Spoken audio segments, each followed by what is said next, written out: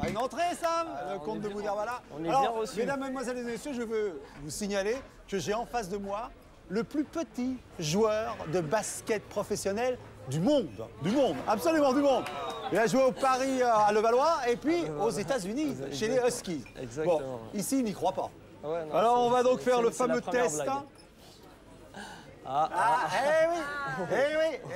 Ah, bah, un petit basketteur, petit basket. Alors. Ouais. Et voilà. Non mais c'est simple, mais voilà, il faut quand même prouver les choses. Hein. Bon, alors, comment ça s'est passé là? Comment on se retrouve de Saint-Denis avec les copains, dont Grand Corps Malade, tout ça? Comment on se retrouve un jour aux États-Unis, dans le Connecticut, c'est ça? Dans le Connecticut. En fait, moi, j'ai profité d'un échange universitaire avec mon université d'origine, qui est Paris 8 à Saint-Denis. Et en fait, je suis parti dans l'université du Connecticut parce qu'ils avaient une bonne école de commerce.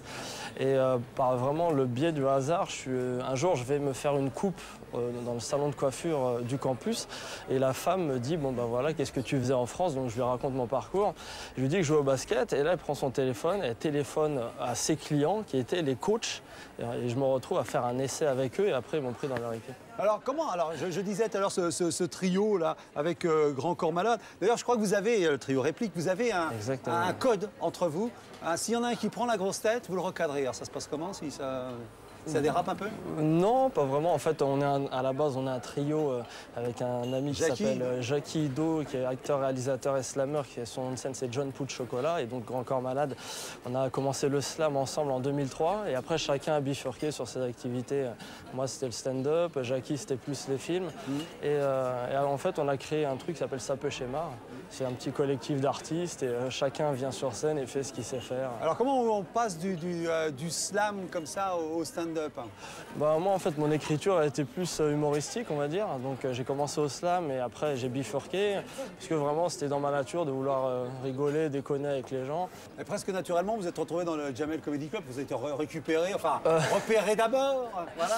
Moi, je suis pas resté longtemps. Ouais, j'ai fait 8 mois au Jamel Comedy Club. Ça vous a saoulé, quoi, faut le dire. Moi, je m'y retrouvais pas, on va dire. Ouais. Je voulais vraiment écrire mon histoire propre, écrire mon histoire et pas nécessairement profiter de la notoriété d'un artiste pour exister. Oui, puis pas attendre des heures en coulisses pour faire un set de 5 minutes, quoi, en fait. Ouais, puis voilà, t'étais pas nécessairement bien payé. Oui, à deux dans une chambre, tout ça. Payé en dinars CFA, c'était un peu voilà, relou. c'est quand même pas terrible.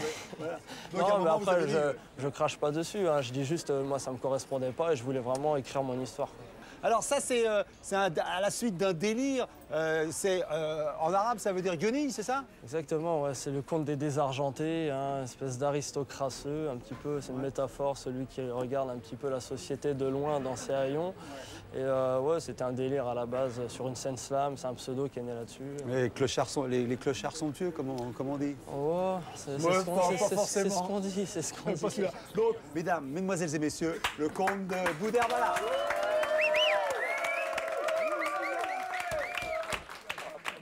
Il y a la place. Ah, on est bien reçus. Comment ça va? Vous êtes bien? Vous êtes chaud? Bon, ça fait plaisir. Est-ce qu'il y a des gens ici qui sont déjà aux États-Unis? Oui. Et je pars jeudi. C'est vrai? C'est cool parce que moi, en fait, j'étais aux États-Unis, j'ai énormément vécu aux États-Unis et j'adore aller là-bas parce que c'est vrai qu'on peut reprocher énormément de choses aux Américains. Par contre, il y a un truc sur lequel ils sont opérationnels, c'est vrai, c'est leur enthousiasme. Super enthousiastes, les Américains, surtout quand ils rencontrent un Français pour la première fois, ils sont comme des dingues. C'est vrai qu'ils viennent de gagner à la Sky Roulette ou à l'Euro Million, les mecs. What's your name? Sammy. Sammy, it's amazing! It's great, it's wonderful, it's beautiful, it's cute, it's so lovely, oh my God! Oh, ferme ta gueule! Qu'est-ce qui t'arrive? T'as craqué ou quoi? C'est vrai que nous, Français, quand on rencontre quelqu'un pour la première fois, on est complètement différents. Comment tu t'appelles? Jean? J'en ai rien à foutre. C'est vrai que l'enthousiasme des Américains, tu le vérifies dans les bars et les restos aux States. Tu sais, là-bas, le client est vraiment roi. Tu sais, là-bas, les serveuses, quand elles te servent, on dirait elles ont envie de te pécho. What do you want, honey? Do you want a drink, darling? I want a cocoa, yeah, right? Tu sais, en France, les seules serveuses qui t'appellent mon chéri ou mon sucre, c'est les serveuses du Bois de Boulogne. C'est de qui je parle, les gars? Celles qui ressemblent aux frères Bogdanov. Ah, des connaisseurs, ok, c'est cool. Oh, il est gentil, mon ami. Non, mais c'est vrai qu'après, aux États-Unis, ils ont une grosse culture de la valorisation qu'on n'a pas en France. Tu sais, là-bas, dès que tu fais un truc, ils en font des tonnes. Ils ont énormément de cérémonies, les Américains, des cérémonies pour tout. Cérémonie de remise des diplômes, par exemple. Tu sais, on a tous vu ça dans les séries américaines. Tu sais, cette cérémonie où le diplômé est en costume avec ses amis, sa famille. Tu as les professeurs de l'université, les administratifs. Tu as même des recruteurs qui viennent proposer du boulot au diplômé directement sur place. Là, le diplômé prend son chapeau et le jette en l'air. Wouhou! Il y a l'hymne national américain derrière. Tu sais, là, tu prends une photo qui immortalisera ce grand moment de ta vie, c'est la classe, quoi. Tu sais, en France, quand tu es diplômé en France, c'est légèrement différent. Tu reçois une lettre de la fac avec ton nom, ton timbre, ton enveloppe et même ton écriture sur l'enveloppe. Tu vas chercher ton diplôme dans un bureau tout pourri. Une vieille secrétaire te reçoit comme une merde. Dans l'élan, tu files directement à la NPE la plus proche. Hein, Pôle emploi, la classe. Non, mais c'est vrai qu'il y a énormément de Français qui vont aux États-Unis et là-bas ils cartonnent. Hein. Le meilleur exemple du sportif français qui n'a rien fait en France, qui a cartonné aux États-Unis, c'est qui d'après vous? Parker. Ah ouais, Tony Parker. Tony Parker en France, il n'a jamais rien gagné. Aux États-Unis, il a gagné 3 titres NBA, c'est la classe. Moi, Tony Parker, j'adore. Déjà parce qu'il déchire au basket, puis musicalement, il déchire au basket. Oh merde. C'est chaud, hein. T'es mon premier love, mais ta gueule, Tony. Pose ce micro et mets des paniers. T'as des fans de basket ici? Ouais. Oh là, t'as l'air trop fan, toi. T'es grillé, mon pote, l'ambianceur. Ah bah, il y a des footeux ce soir? Ouais. J'entends rien, il y a des footeuses? Ouais. Ah, le foot, le sport de beauf par excellence. Oh, je vous jure, vous avez vu l'attitude des supporters dans les stades? Et les mecs supportent la même équipe, parfois ils se battent entre eux. Ah, c'est très grave ça.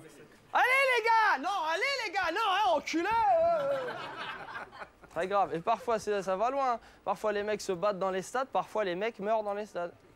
T'écris quoi sur la tombe du mec? Mort pour son club? Ouais, c'est naze, c'est quoi un enterrement de supporters?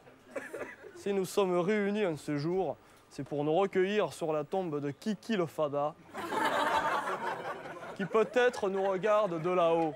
Oh, oh, oh. Sache, Kiki le Fada, que ta mort nous a tous secoués. Oh, eh, oh, eh, oh, eh. Et que grâce à toi, ce soir, nous sommes tous ensemble, ouais, ouais. Kiki le Fada nous a quittés, malheureusement, il n'est plus là. La.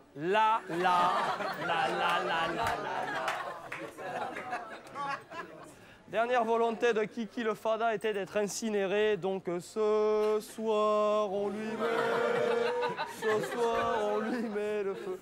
Ah, d'accord, c'est naze une mort dans un stade. Moi, mon rêve le plus cher serait que tous les supporters de foot du monde entier se donnent la main et se jettent dans le vide. Voilà, merci pour votre attention. Ouais, merci beaucoup.